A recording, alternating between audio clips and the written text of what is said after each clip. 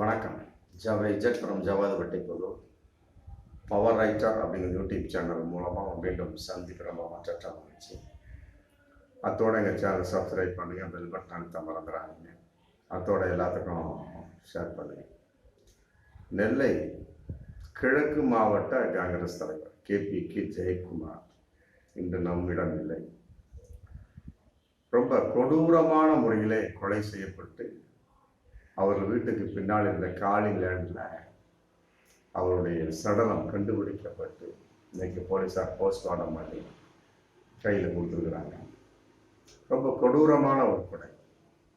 அவருக்கு பல முகங்கள் உண்டு. அரசியல்வாதி, ரியல் எஸ்டேட், மற்றபடி மீடியேட்டர், ஏகப்பட்ட பில்டர்ஸு, கான்ட்ராக்டர், தார் பிளான்டர், மற்றபடி அரசியல் பிரமுகர் அப்படின்னு ஏகப்பட்ட முகங்கள். நல்ல மனிதர், இருக்கும் இடம் தெரியாதவர், அற்புதமான மனிதர்.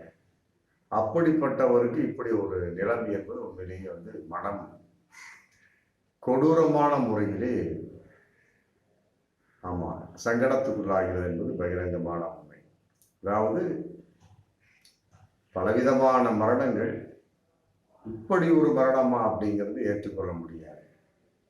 போலீஸார் இன்னைக்கு விசாரணை முடிக்க விட்டுருக்காங்க. அதாவது மே 2ஆம் தேதி வீட்டை விட்டு வெளியே போயிருக்காங்க. 4ஆம் தேதி ரேஞ்சுக்கு சடலம் கண்டுபிடிக்கப்பட்டிருக்கிறது. இந்த 2 நாளுக்கு இடையில அவருடைய மரணம், கொலை செய்யப்பட்டு ஒரு மரப்பலகையில வச்சு குப்புற படுக்க வச்சு கைத்த மிகப்பெரிய ஒரு வயர் போன்ற இதில் கட்டியிருக்கிறாங்க. கட்டி சுத்தமாக எரிச்சிட்டாங்க. கண்டுபிடிக்க கூடாத அளவுக்கு முகம் எரிக்கப்பட்டு, ஆனால் பக்கத்தில் ஏகப்படைய ஸ்மார்ட் கார்டு, மற்ற ஆதார் அட்டை, ஓட்டர் அட்டை, மற்ற சோர்ஸ் எல்லாம் சிதறி கிடைக்கிறது. அதை எதற்காக போட்டார்கள் அப்படிங்கிற கேள்வி வருது. அப்போ அந்த இடத்துல எரித்தார்களா அப்படிங்கிற சமயத்தில் பக்கத்தில் ஃபயர் ஸ்மெல் வந்திருக்குமே. அதை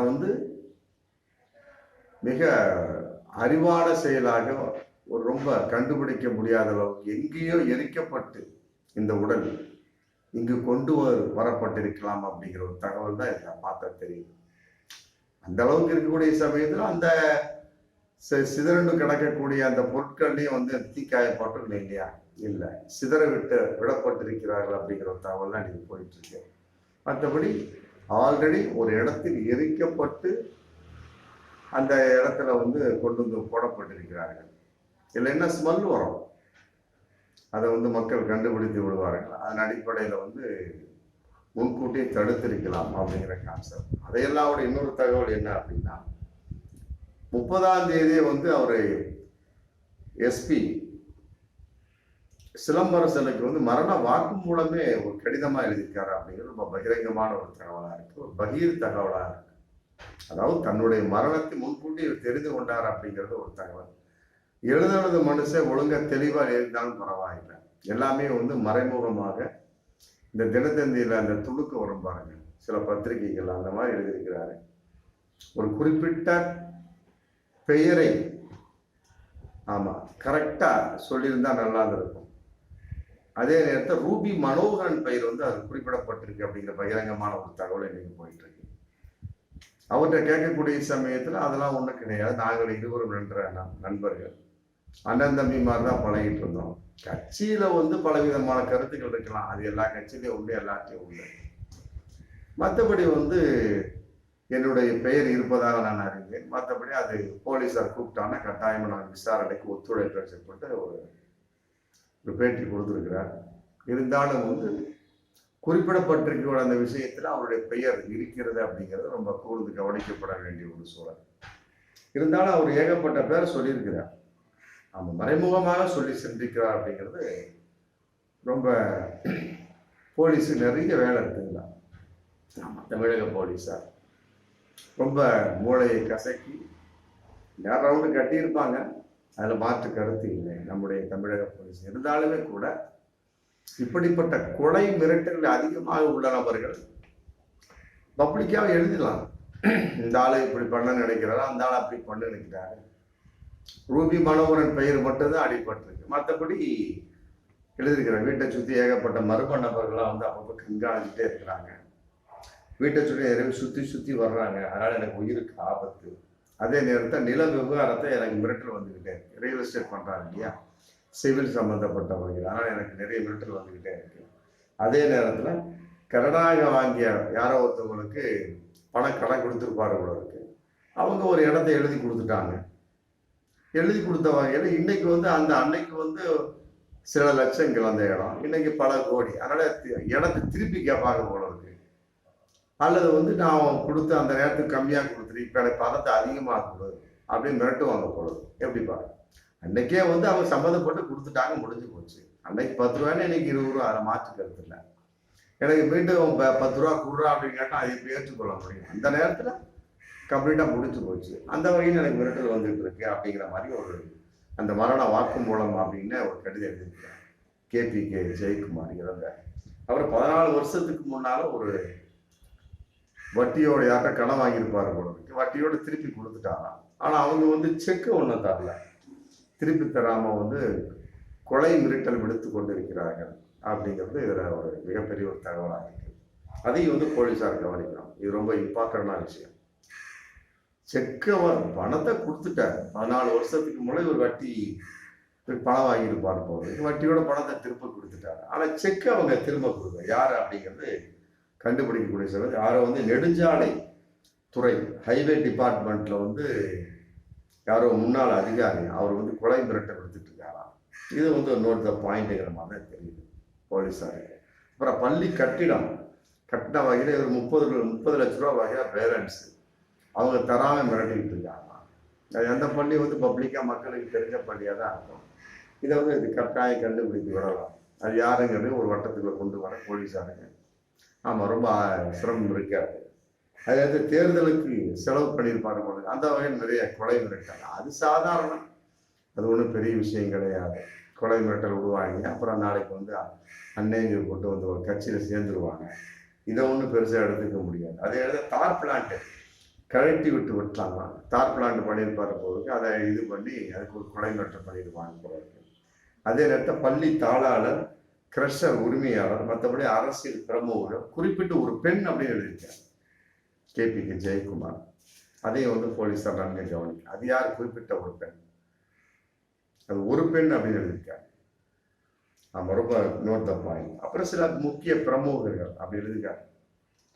மற்றபடி வந்து ரூபி மனோகரன் பெயர் அடிபடுவதாக ஒரு கேள்வி, அது சம்பந்தமா அவர் பதில் சொல்லி முடிச்சிட்டாரு. இந்த மாதிரி வந்து ஒரு மேலோட்டமான ஒரு விஷயமா தான் சொல்லியிருக்காரு, பகிரங்கமா சொல்லியிருந்தான் போலீஸார் ரொம்ப சிரமம் இருந்திருக்காரு. இது வந்து ரொம்ப விடுதலை போடுவதை போன்ற. அதே நேரத்தில் ரூபி மனோகர் சந்தேகத்தை கிளப்பியிருக்காரு. என் மேல் என்னுடைய பெயரை வந்து வாக்குமூலம் மரண வாக்குமூலம் எழுதியிருக்கார் KPK ஜெயக்குமார். அதை பற்றி உங்க போலீஸார் விசாரிச்சா வந்து நான் வந்து ஒரு விசாரணையில ஒத்துழைப்பேன். அதே நேரத்தில் அந்த கையெழுத்து அவருடையதான் அப்படிங்கிற பார்க்கணும் அப்படின்னு ஒரு மிகப்பெரிய ஒரு சந்தேகத்தை கொண்டு வந்திருக்கார் ரூபி மனோகரன். நம்ம கூர்ந்து கவனிக்கப்பட வேண்டிய சூழல். இவ்வளவு தூரம் எழுதினாரு, மற்றபடி அது அவருடைய கையெழுத்தான். ஆமா, அதான் கட்டாயம் வாய்ப்பு இருக்குன்னு நான் நினைக்கிறேன். என்ன கேட்டா அவர் வந்து அந்த லெட்டரை வந்து 30 நாள்ல எழுதியிருக்காரு. ஏப்ரல் 30 எழுதியிருக்காரு. ஏப்ரல்ல 30 எழுதியிருக்காரு. மற்றபடி 2/5 வந்து வீட்டை விட்டு வெளியே போயிருக்காரு. 2 நாள் கழிச்சு வீட்டை விட்டு வெளியே போயிருக்கார். மற்றபடி வந்து 3/5 சம்பந்தப்பட்ட வகையில தான் அநேகமா இந்த பிரச்சனை நடந்திருக்கும். ஆமா, கொலை, மற்றபடி வந்து எரித்தல் அப்படிங்கிற சப்ஜெக்ட் நடந்திருக்க வாய்ப்பு இருக்கு. அப்புறம் 4/5 அந்த உடல் கண்டுபிடிக்கப்பட்டிருக்கிறது. அப்படிங்கிற சமயத்துல இந்த 2-3 நாள்ல வந்து ஏகப்பட்ட விஷயம் நடந்திருக்கு. 30 நாள்ல எழுதப்பட்ட புகார் வந்து 3/5 வந்து SP சிலம்பரசன் கையில கொடுக்கப்பட்டிருக்கிறார். இந்த 4-5 நாளுக்குள்ள அவர் வந்து காணாமல் போய் விடுகிறார். பையன் வந்து கம்ப்ளைண்ட் பண்ணார். கருத்தையா ஜெப்ரின் அப்படிங்கிற போலீஸ்ல கம்ப்ளைண்ட் பண்ணியிருக்காங்க. அப்ப 30 நாள்ல கொடுக்கப்பட்ட கடிதம் எதற்காக 3/5 வரைக்கும் ரொம்ப லேட்டா கொடுக்கப்பட்டது அப்படிங்கிற கேள்விகள் இருக்கு. உடனே கொடுக்கப்பட்டா இவரே போய் கொடுத்துருக்கலாம், இல்ல தன் உதவியாளரை விட்டு எதுக்கு கொடுக்க வேண்டிய அவசியம் என்ன இருக்கு அப்படிங்கிற கேள்வி இருந்தாலுமே கூட ஒரு 4 நாள் கழிச்சு லேட்டாக கொடுக்கக்கூடிய அளவுக்கு என்ன இருக்கு? 4/5 இன்னைக்கு மே 4ஆம் தேதி அவருடைய உடல் கண்டெடுக்கப்பட்டாச்சு. அதற்கு காரணம் என்ன அப்படிங்கிற கேள்வி இதில் போயிருக்கு. ஆனால் 2/5 வெளியே போயிட்டாரு. 3/5 கொடுக்கப்பட்டிருக்கு. 2/5 வெளியே போனவங்க உடனே அந்த நேரத்தில் கொடுத்து அவரே நேரடியாக கொடுத்துருக்கலாம். மற்றபடி அன்னைக்கே போய் கொடுங்க அப்படின்னு சொல்லிட்டு தன் உதவியாக சொல்லிக்கலாம். அவன் எப்படியோ ஒரு உடல் வந்து ஒரு உயிர் வந்து எடுக்கப்பட்டு விட்டது. உண்மையிலே வன்மையாக கண்டிக்கத்தக்க ஒரு விஷயம். இதனுடைய வெளிப்பாடு இன்னைக்கு போலீஸாருக்கு நிறைய வேலை வச்சிருக்காங்க. ஆனா ஒரு மிகப்பெரிய ஒரு கூட்டமே மாற்றக்கூடிய வாய்ப்பு தான். பெரிய கும்பலையே வந்து போலீஸார் கைது செய்யப்படக்கூடிய ஒரு சூழல். அதுல குறிப்பா ஒரு பெண் அப்படின்னு இருக்கார், தாளாளர், க்ரஷர் உரிமையாளர், அரசியல் பிரமுகர்கள் அப்படிங்கிறது வேறு விஷயம். ஆனா குறிப்பிட்டு சொல்லக்கூடிய ஒரு பெண் அப்படிங்கிறது, மற்றபடி நெடுஞ்சாலைத்துறை முன்னாள் அதிகாரி இருக்காரு, இதெல்லாம் வந்து ரொம்ப நோட் த பாயிண்ட். ஆமா, போலீஸார் வந்து ரொம்ப தீவிர விசாரிச்சா கட்டாயமா ஒன்று விட்டு ஒன்று தாழக்கூடிய வாய்ப்பு இருக்கு. அவன் தேர்தல் நேரத்தில் பல பேர் மிரட்டல் விடத்தான் செய்வான், அதை ஒன்றும் பெருசாக எடுத்துக்க முடியாது. மற்றபடி இந்த அரசியல் பிரமுகர் சம்பந்தப்பட்ட வகையும் அது பெருசாக எடுத்துக்க முடியாது. குறிப்பிட்டு பண்ணக்கூடிய ஒரு பெண், ஒரு நெடுஞ்சாலைத்துறை முன்னாள் அதிகாரி, நம்ம பள்ளி தாளாளர் அப்படின்னு சொல்லியிருக்கிறார். அது என்ன கான்செப்ட், ரொம்ப கூர்ந்து கவனிக்கப்பட வேண்டிய ஒரு சூழல். அதே நேரத்தில் அந்த கடனா வாங்கிய இடத்தை திருப்பி, கடனுக்கு கொடுக்கப்பட்ட எழுதியாச்சு, முடிஞ்சு போச்சு. மற்றபடி திருப்பி அந்த இடத்தை கேட்டது யார்? ஒரு 4 பேர் வந்து குறிப்பிட்டு தெரிகிறாங்க. அதனால வந்து போலீஸார் தீவிரமாக விசாரிக்கணும். விசாரித்து மிக விரைவிலேயே குற்றவாளிகள் கண்டுபிடிக்கக்கூடிய வாய்ப்பை தமிழக அரசு ஏற்படுத்தி கொடுக்கணும். ஆமாம், மிக கொடூரமான ஒரு கொலை. எங்களுடைய பவர் ரைட்டர் யூடியூப் சேனல் மூலமாக மிக பெரிய கண்டனத்தை நாங்கள் தெரிவித்துக் கொள்கின்றோம். ஆமாம், கட்டாயமாக வந்து இது ஏற்றுக்கொள்ள முடியாத ஒரு மரணம். அவருடைய நிலைப்பாடு வேறு விதமாக இருந்தாலும் கூட இது கோழைத்தனமான ஒரு பிறருடைய ஒரு நிலைப்பாட்டின் வெளிப்பாடு தான். ஆமாம், எதா இருந்தாலும் கருத்தியல் ரீதியாக ஒரு மனுஷன்ட்ட மோதும். அதை வந்து ஒரு குப்புற படுக்க வச்சு, அதில் கூட மல்லாக்க படுக்க வைக்கணும். குப்புற தான் படுக்க வச்சிருக்காங்கிறப்ப கொலை செய்து மிகப்பெரிய கோழையாகத்தான் இருக்க முடியும் அப்படிங்கிற ஒரு சூழல் இருக்கு. அதை நோட் த பாயிண்ட். போலீஸார் மிக வீரனாலாம் இருக்க முடியாது. ஆமாம், குப்புற படுக்க வச்சு அதில் கைத்த பையனை வச்சு கட்டி, ஆமாம், எரிச்சிருக்கிறார்கள் அப்படிங்கிறது இன்னைக்கு போலீஸார் ரிப்போர்ட்டு. போலீஸார் தீவிரமாக விசாரிப்பார்கள். மிக தீவிரமாக விசாரிக்கப்பட்டு கொலையாளியும் கண்டுபிடிக்கப்படுவார் என்ற நம்பிக்கை நிறைய இருக்கிறது. ஆமாம், கட்டாயமாக தண்டனை வாங்கி தர வேண்டும் என்பதில் தமிழக மக்களும் மிக ஆர்வமாக இருந்து கொண்டிருக்கிறார்கள். மீண்டும் அடுத்த வீடியோ சந்திப்போம். நன்றி.